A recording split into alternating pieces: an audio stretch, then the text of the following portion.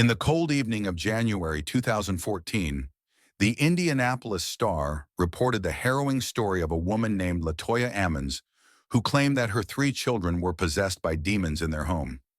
This terrifying narrative not only captivated the local community, but also drew national attention.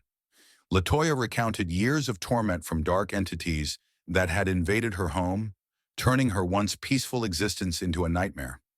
Her children, who appeared innocent by day, transformed into vessels of fear by night. As her dread grew, Latoya became desperate to maintain her sanity and sought solutions to the increasingly bizarre occurrences plaguing her family. The astonishing aspect was that her experiences were not mere figments of her imagination. Law enforcement and priests bore witness to the terrifying scenes unfolding in her home. At night, the house echoed with screams that pierced the darkness. Latoya spoke of her children climbing the walls, threatening doctors with voices that were not their own. When her 9-year-old son was admitted to the hospital, he displayed bizarre behavior, grinning unsettlingly as he walked backward from the wall to the ceiling. The doctors, bewildered, struggled to comprehend what was happening. It was as if the boy had merged with a different spirit entirely. Latoya's 12-year-old child attempted to shed light on his frightening experiences. "Sometimes I feel like I'm being strangled," he said, his voice trembling. "I can't do anything, but I heard a voice telling me I would never see my family again." Those words stabbed at Latoya's heart, filling her with dread and helplessness. Her youngest child, just 7 years old, claimed he was speaking to an unseen boy. Latoya saw a chilling darkness in his eyes as he recounted the tales this invisible friend shared with him. "He tells me what it's like to be killed," the little boy said, his voice quaking with fear. One night, Latoya cautiously opened the door to her children's room. As she stepped inside, a cold shiver ran down her spine. She sensed something was watching her from the depths of the darkness.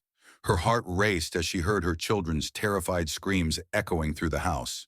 The once cozy home had transformed into a battleground, filled with echoes of walls whispering and children murmuring in the shadows.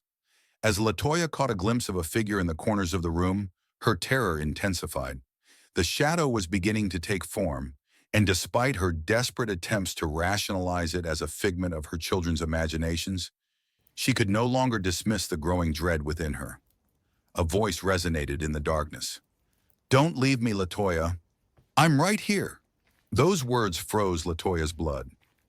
She realized that an ominous presence was there to claim her children's souls. The thought that something sinister was hell-bent on harming her family plagued her every waking moment.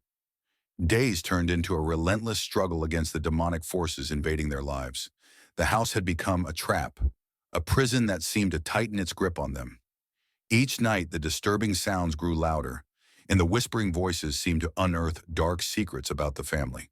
The children awoke at times, claiming to see shadows creeping closer, each whispering tales of terror that haunted their innocent minds.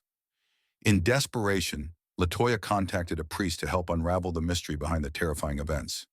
When the priest arrived, he confirmed that a malevolent spirit was attempting to possess her children's souls. Latoya's heart sank. Accepting this grim reality felt impossible. Yet she had no choice. She needed to act swiftly to save her children from the darkness. The priest conducted a series of rituals, attempting to cast out the evil spirits. However, with each passing ceremony, it seemed the forces grew stronger, wreaking further havoc on Latoya and her family. During one ritual, the walls of the house reverberated with blood-curdling screams, as if the house itself had declared war on them. The priest turned to Latoya, urging, "Only your faith can banish these spirits." Yet her faith waned as the horrors her children endured weighed heavily on her soul. Ultimately, Latoya decided to move away, hoping to escape the nightmare that had consumed her life. She longed for a fresh start, but deep down, she knew that the shadows of the past would not easily fade. The ghosts of her family's ordeal would always linger, watching and waiting. As she closed the door behind her, a fleeting sense of relief washed over her. But in the dead of night, as her children slept peacefully, a voice echoed through the darkness. "Don't forget me, Latoya. I'm still here." In that chilling moment, Latoya understood that the past would never truly release its grip on her.